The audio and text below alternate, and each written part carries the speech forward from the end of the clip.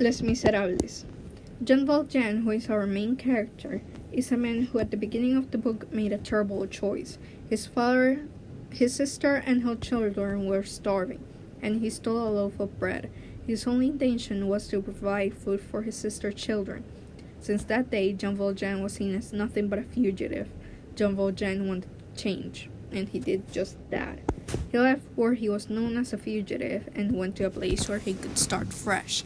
He met the bishop, who believed in giving people second chances. The bishop gave Valjean a place to stay, food to eat. In the middle of the night, Jean Valjean stole the bishop's silverware. The bishop went along with what happened and told Valjean that the silver belonged to him. Valjean realized that he must change. He made a promise to a woman named Fantine that he would take care of his daughter, Cosette. Cosette was currently living with the Thénardiers. Fantine left her there because she couldn't take care of her daughter. Jean Valjean bought Cosette from the Thénardiers, and from that day he became the protector of Cosette. He takes the role of her father. He raises her until she is old enough to marry her beloved Marius. After this, Jean Valjean passes away, but he is at least relieved that he fulfilled the promise that he made to Cosette. This way, Jean Valjean could die a satisfied, changed, and happy man. At first, Jean Valjean was seen as a fugitive for stealing a loaf of bread and spending 19 years in jail. Valjean was being judged before people even got to know him. But later in his life, once Valjean got out of prison, he dedicated his life and all his attention to Cosette. Cosette was his motivation, and she kept him on the right track. Valjean changed through the story, making him a dynamic character. The overall theme that is represented by Valjean is that no matter who or how you are, people can always change. Valjean was underestimated by everyone. People thought that since he made a mistake and became a criminal, that he would be that way for the rest of his life. Valjean wanted to prove those people wrong, and he did it. He became a changed man and made his point. That was not the criminal people thought he was. Jean Valjean's main motivation was Cosette, and he would not only do anything to protect her. Cosette was basically like his daughter, and just like any other father, Jean Valjean wanted what was best for Cosette. Jean was also motivated to fulfill his promise to Fantine. He told her that he would take care of Cosette, and this was a promise that Jean Valjean had to keep alive. Cosette helped Jean stay on the right track, and Jean was filled with motivation to get Cosette to a better place. Inspector Javert is the main antagonist from the novel Les Miserables by Victor Hugo and its musical adaptation. Javert can be summed up in one sentence. He's a man who lives, breathes, eats, sleeps, and would die for justice in the form of the law, and all that implies. He acts confidently and decisively. He never doubts himself when he has already acted. He's not given to fancy or whimsy, and whatever creative thought he has is usually bent to accomplish of his duty, his sole source of satisfaction in life. Because of this, he doesn't often read anything irrelevant to his job. His confidence and total knowledge of himself and his abilities allows him to stay absolutely calm in stressful situations such as his job would require. He went ahead of himself in the den of Parrot Minette, a dangerous partisan gang, by himself. Javert is ruthless and straightforward to a fault. This inflexibility of his is sometimes cruelty, as in case of Fantine, because of his law fanatism. He carries out orders to the letter, and because of his awkwardness and tactic to outcast status, he tends to err on the side of severity more often than not, scaring everyone he meets. His brutal honesty makes him both an irreproachable policeman and a terrible spy. His sense of humor sometimes serves to make him everyone frightening, such as his dramatic entrance to the Jondrette household with the line, "Would you like my hat?" and the other time simply makes him funny. When he's not snarking, however, he tends to be abrupt and serious, talking in concise sentences. On occasion, he allows himself a pinch of snuff when especially satisfied with himself. He also has a habit of muttering into his cravat, flirting with small objects, and dramatizing tense situations, such as the confrontation with Valjean and Pedro Maniette. Though at first glance Javert seems as a straightforward character,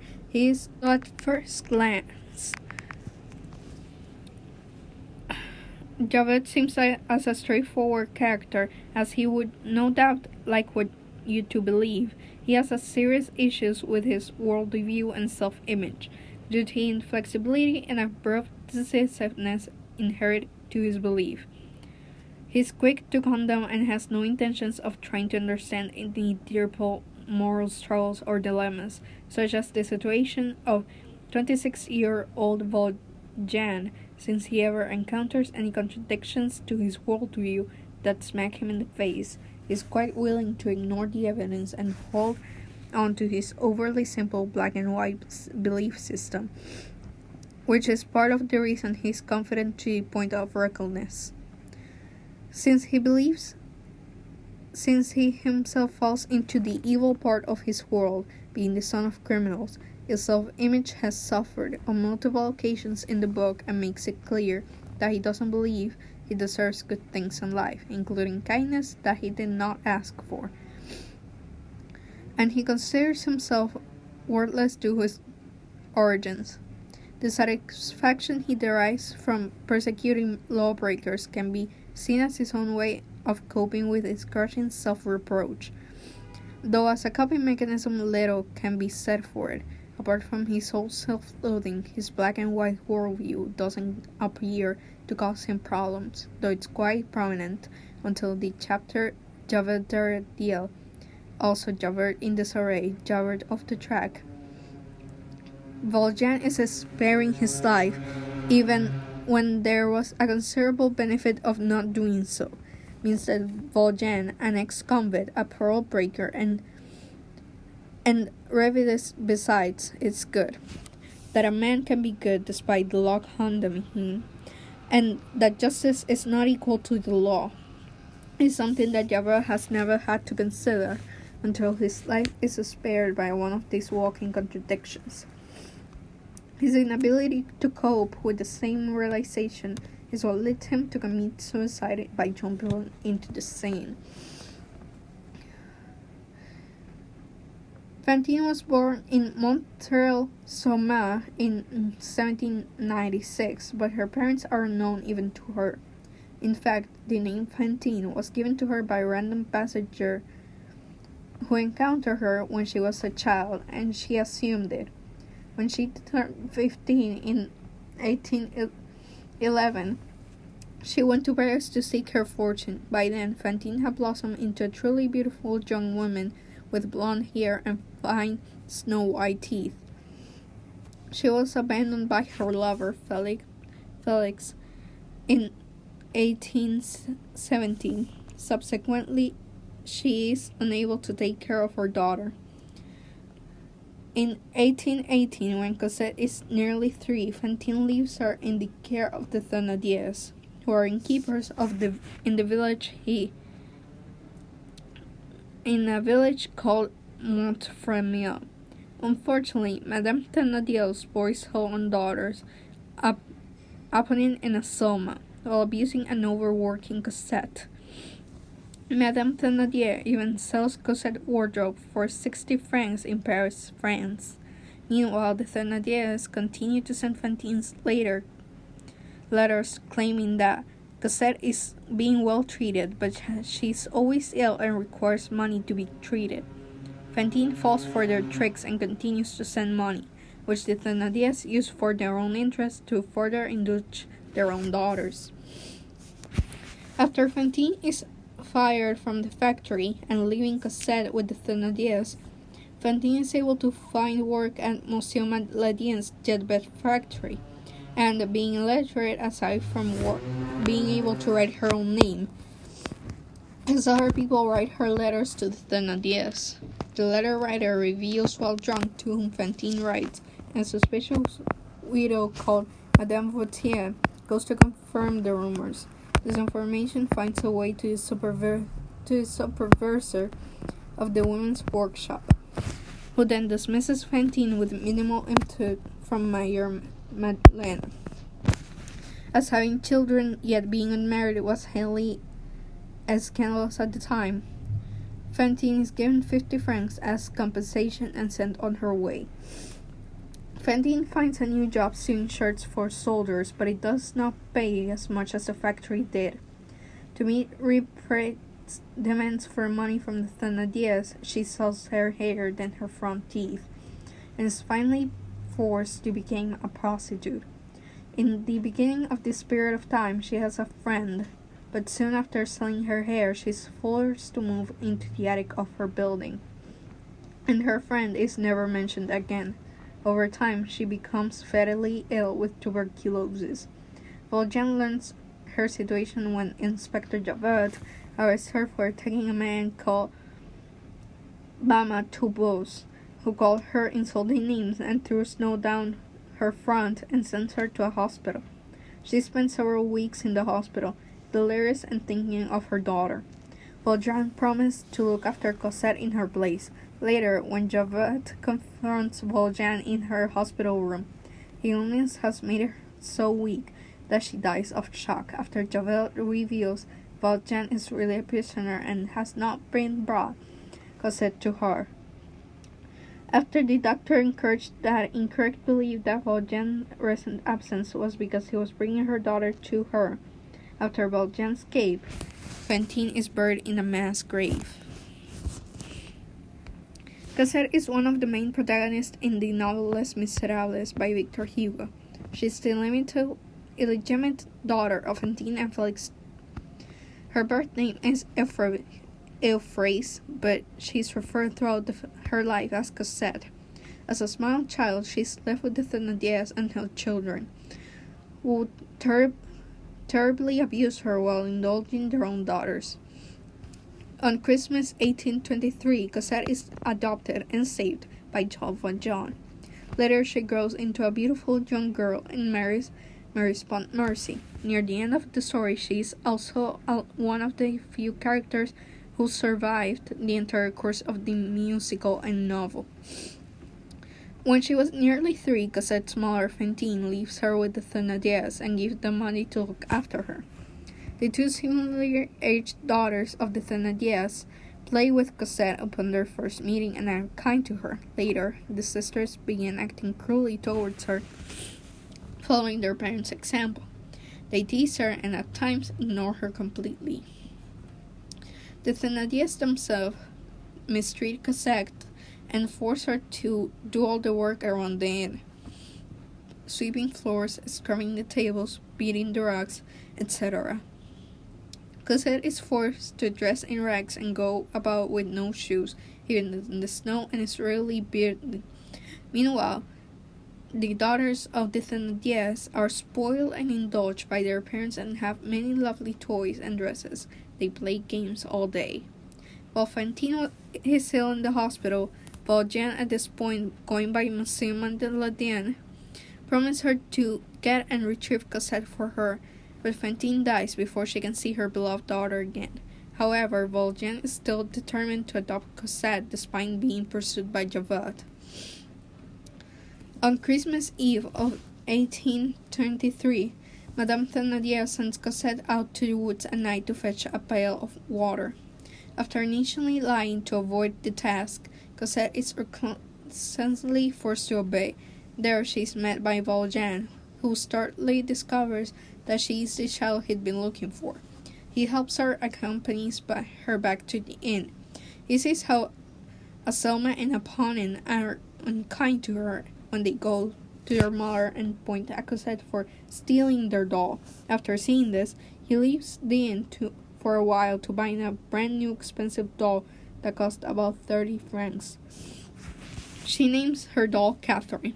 Later that night, Cosette naively places her wooden shoe before the fireplace next to Eponine and Amessa's shoes in hopes of receiving something from Father for Christmas, though she knows that Father Christmas always misses her. Valjean anonymously places a gold Louis coin in her shoe. On Christmas Day, Valjean informs the Thénardier that the real reason he's in the inn is because he wants to take Cosette with him. Madame Thénardier immediately agrees to this, but Monsieur Thénardier pretends to have adoration for Cosette and asks her cousin to give her up. Valjean lives with Mr. Thénardier, who then admits that he has debt amounting to 1,500 francs, which Valjean then agrees to pay, and he and Cosette leave the inn. However, Thénardier tries to strangle more money of Valjean by running after them and telling them Valjean that he has changed his mind and now he does not want to give Cosette away. He informs Valjean that Cosette's mother had entrusted her to their care and that he cannot release Cosette to a stranger without a note from her mother. Valjean, agreeing with her, hands him a letter signed with Fantine. Thénardier then accepts to order Valjean to either return Cosette or pay 1,000 crowns, but Valjean ignores him and leaves with Cosette. Valjean takes Cosette directly to Paris, and they lodge at Gerbert's house. And Valjean begins to give her basic education. When Javert discovers Valjean's whereabouts, Valjean and Cosette are forced to escape. After climbing over a wall, they soon find themselves in Petit Picpus convent. The gardener, who was once rescued by Valjean, recognizes Monsieur Magdalene and is eager to help him. Valjean poses as Frencheville's brother, assuming that name for Cosette and himself, and the two live peacefully in the convent for many years. Valjean works with the gardener while Cosette is educated. Over time, she appears to have no recollection of her childhood before arriving at the convent. She leaves the convent at the age of 13 for Paris. It is here Cosette receives an official surname. Valjean buys a house in Rue Plumet and hires a maid. The old villa faces a huge and wild garden, where Cosette plays on her own and discovers nature. Father and daughter still walking in Luxembourg Gardens, always in the same boulevard, avoiding people and the rest of the world.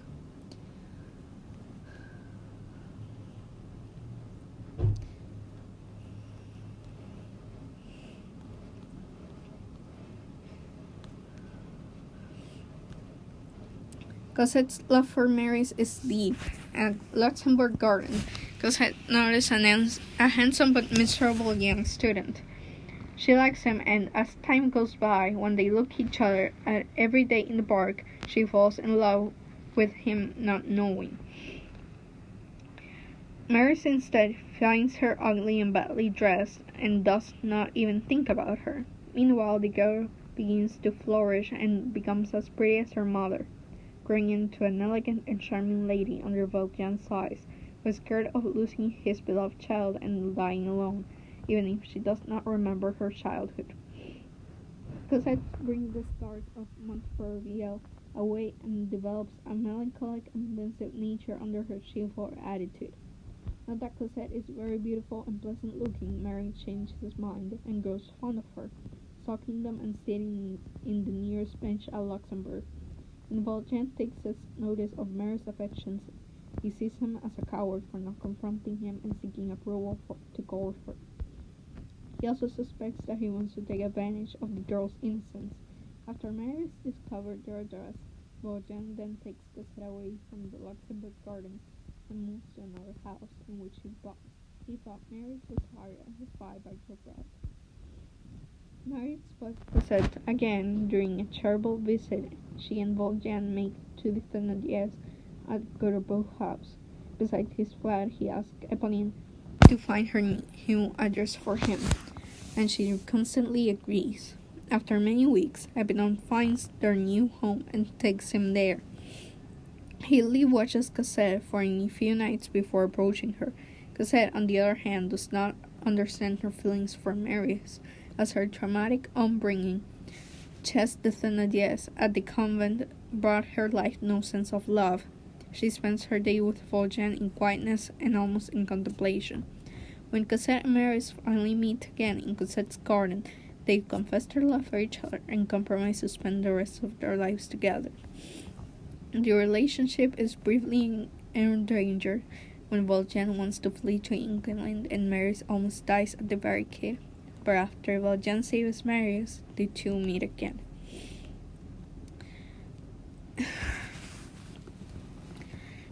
The historical background of Les Miserables. The French Revolution and storming the Bastille. The French Revolution began in 1789 and was a deeply rooted revolt by many classes against the whole order of society. The imprisoned were infuriated by their economic hardships, food shortage, and callous amount of attitudes of the upper classes, who could let Marie Antoinette in famous line about the public like bread, let them eat cake. However, the lower classes were not only angry voices. The middle class, inspired by progressive ideologies and America's newly won freedom, demanded reform. After the revolution, the reign of terror, things got messy. The French Revolution started out bloody, and it didn't take long for things to become utterly gruesome. King Louis and Marie Antoinette were dethroned in 1792, despite many attempts to offer reform to French citizens. In 1793, they, along with many other members of nobility, were executed. During the next 7 years, the nation underwent a series of cups, wars, famine, and counter-revolutions. During the so-called Reign of Terror, ironically, Maxime de Robespierre, who was in charge of the Committee of Public Safety, sent as many as 40,000 people to a guillotine. He believed that swift and brutal justice would produce virtue among French citizens, a belief shared by Les Miserables' character of Inspector Javert. The rule of Napoleon, with the new republic, struggled through what it would call be growing pains. A young general named Napoleon Bonaparte ravaged Italy, Egypt, and other countries. When he and his forces returned to Paris, he and other leaders staged a coup, and Napoleon became the first consul of France. From 1804 to 1814, he bore the title of Emperor of France. After losing the Battle of Waterloo, Napoleon was exiled to the island of St. Helena. He thought he was a fierce tyrant. Many citizens, as well many characters of the Les Miserables, viewed the general dictator as the liberator of France. Les Miserables' time frame is one of economic strife, famine, and disease. Despite all the revolutions and changing political parties, the lower classes still have some little voice in society. The story reveals their harsh life, as explained by the tragedy of Fantine, a young woman who is fired from her factory after discovering that she bore a child out of wedlock. After losing her position, Fantine is forced to sell her personal belongings, her hair, and even her teeth, so that she can send money to her daughter. Ultimately, Fantine becomes a prostitute, falling to the lowest rung of society. The July Monarchy. Valjean promised the dying Fantine that he will protect her daughter. He adopts Cosette, paying off her greedy, cruel caretakers, the Thénardier. A 15-year passed peacefully for Valjean and Cosette as they hide in an abbey. During this time, King Louis dies and King Charles takes over briefly.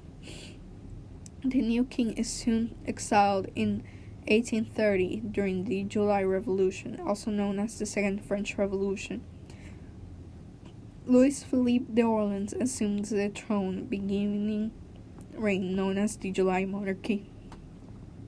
In the history of Les Miserables, Valjean's relatively tranquil existence becomes imperiled when Cosette falls in love with Marius, a young woman of Friends of the ABC, a fictional organization created by Arthur Hugo that mirrors any of the small revolutionary group of the time. The June Rebellion. Marius and his friend represent the sentiments expressed by many freethinkers in Paris. They wanted to reject the monarchy and return to France to abolish once more. The Friends of the ABC strongly support a liberal-minded politician named Jean Lamarque. Unlike Friends of the ABC, Lamarque was real. He was a general under Napoleon who became a member of France's parliament. He was also sympathetic to the Republican ideologies. Lamarque lay dying of cholera. Many people believe that the government had poisoned public wells, resulting in deaths of popular political figures. Enjolras, the leader of the Friends of the ABC, knows that Lamarque may serve as an impact of important catalyst to the revolution. The end of the uprising. As despised in the novel of the musical, the June Rebellion did not end well for the rebels. They expected that the people would support their cause. However, they soon realized that no reinforcement would be joining them. According to the historian Matt Bucknell, both sides suffered casualties. 166 people killed and 635 wounded on both sides during the course of the struggle. Of those 166, 93 were members of the rebellion, as Marius describes it. Empty chairs at empty tables where my friends sit no more. Thank you for listening to my video and my analysis of Les Miserables.